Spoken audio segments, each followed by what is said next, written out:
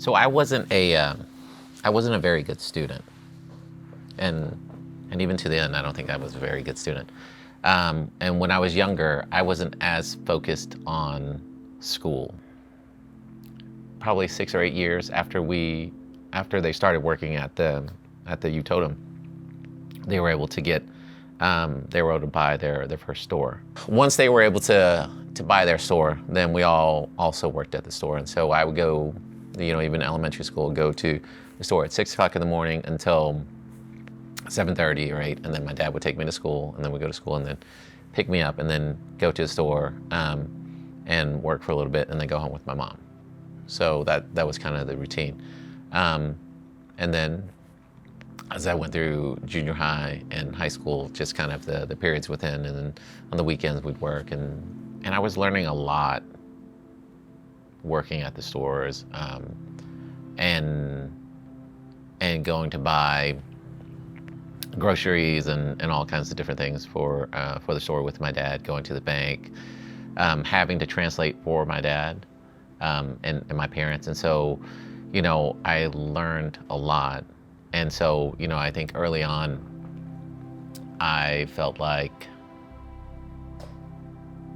I understand this life thing, right? Like the way that a kid would. And I felt like if something, even in sixth grade, if something happened to my parents, I could run the store. I know how to do this, right? And so I recognized at that point that what I was learning there was more important than what I was learning in school. And so I was not as focused. Working at the stores with my dad, we would have a display. I would set up a display of 500 cases of beer here, and we had a space in the back. And I had swept the store, I had done whatever, and went back to my dad and said, "Hey, I'm done. What else do you want me to do? What do you want me to do next?" And he said, "I want you to move that display from that space over there into the back room." Okay, that's fine. It probably took me 3-4 hours to, with the dolly, scoop all the beers from here to there, and load and stack everything up neatly. And I was finished, and I walked back to my dad and said, "Hey, I'm done with that. What do you need me to do now?" "I need you to sweep that area where that display came from, mop all that up, make sure that it's dry." I did that and came back. "Okay, what do you need me to do now?" "Okay, now you can take all that beer from the back room and put it back," right? So I learned, right? Like when you're working, you need to work, and you need to figure out what you need to do, right? Because if you don't, then I'm going to tell you what to do, and you may not like that, right? So stay busy. You're here to work, not to stand around, not to look at me and ask me what to do. Figure out things need to be done, right? So I learned this lesson.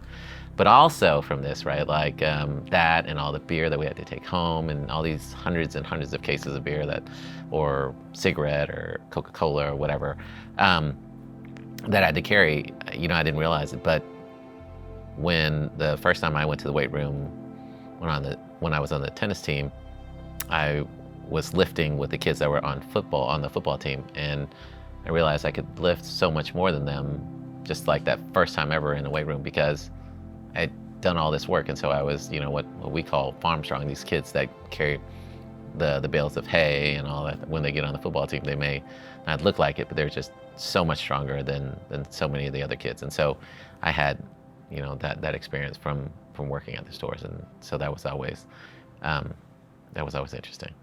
When I was in 7th grade, we moved to Cy-Fair District in Houston.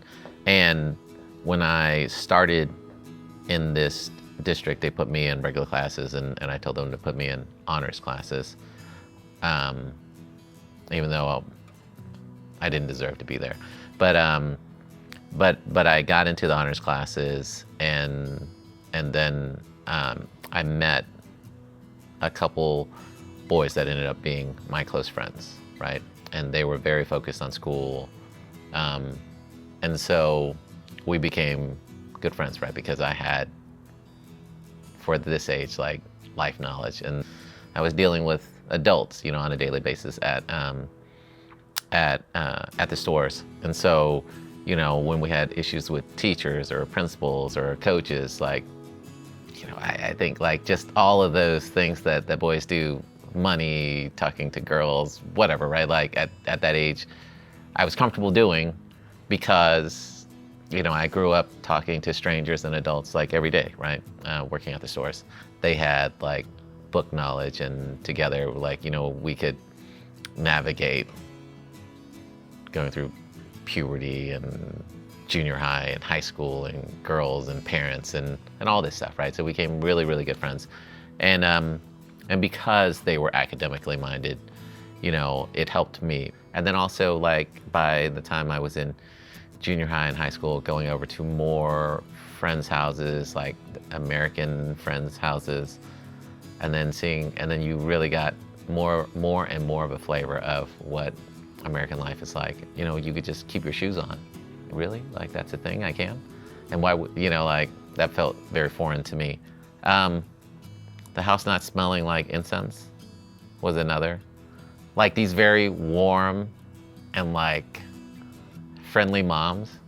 Like, that was like, we don't even know each other that well and you're so friendly. Like, that's so amazing. So all of that, like, and then, yeah, just like home-cooked American meals were so different and interesting.